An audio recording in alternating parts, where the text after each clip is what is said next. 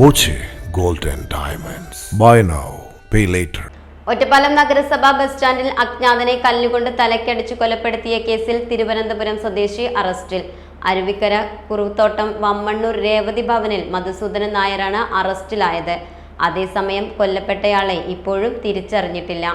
Ottapalam bus stand കെട്ടിടത്തിലെ മദ്യവിൽപ്പനശാലയ്ക്ക് സമീപത്തു നിന്നാണ് മധുസൂദനൻ നായരെ പ്രത്യേക സംഘം പിടികൂടിയത്. മധുസൂദനൻ നായർ കൊല്ലപ്പെട്ടയാൾക്ക് 2000 രൂപ കടം നൽകിയിരുന്നു. ഇത് തിരികെ നൽകാത്തതിനെ ചൊല്ലിയുണ്ടായ തർക്കമാണ് കൊലപാതകത്തിൽ കലാശിച്ചതെന്നാണ് കണ്ടെത്തൽ. 60 വയസ്സ് തോന്നിക്കുന്ന ഇതര സംസ്ഥാനക്കാരനാണ് കൊല്ലപ്പെട്ടത്. ഇയാൾക്ക് ഒപ്പമുണ്ടായിരുന്ന സ്ത്രീയെ പോലീസ് കസ്റ്റഡിയിലെടുത്തിരുന്നെങ്കിലും ഇവർക്ക് കൊലപാതകത്തിൽ പങ്കില്ലെന്നാണ് കണ്ടെത്തൽ. ചൊവ്വാഴ്ച രാവിലെയാണ് ബസ് സ്റ്റാൻഡ് കെട്ടിടത്തിൽ പോലീസ് എയ്ഡ് പോസ്റ്റിന് സമീപം മൃതദേഹം കാണപ്പെട്ടത്.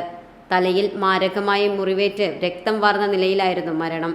കൊല്ലപ്പെട്ടയാളും ഒപ്പമുള്ള സ്ത്രീയും 2 ദിവസം മുൻപാണ് ഒറ്റപ്പാലത്തെത്തിയത്.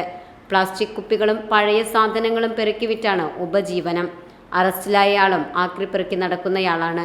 നിരീക്ഷണ ക്യാമറ ദൃശ്യങ്ങൾ കേന്ദ്രീകരിച്ചായിരുന്നു ഷൊർണൂർ ഡിവൈഎസ്പി സജു കെ എബ്രഹാമിന്റെ നേതൃത്വത്തിലുള്ള പ്രത്യേക സംഘത്തിന്റെ അന്വേഷണം. Time kids pre school, Mannannur road, Vaniyamkulam. .View news. കാഴ്ചകളാണ് ലോകം. കണ്ടു തുടങ്ങുക.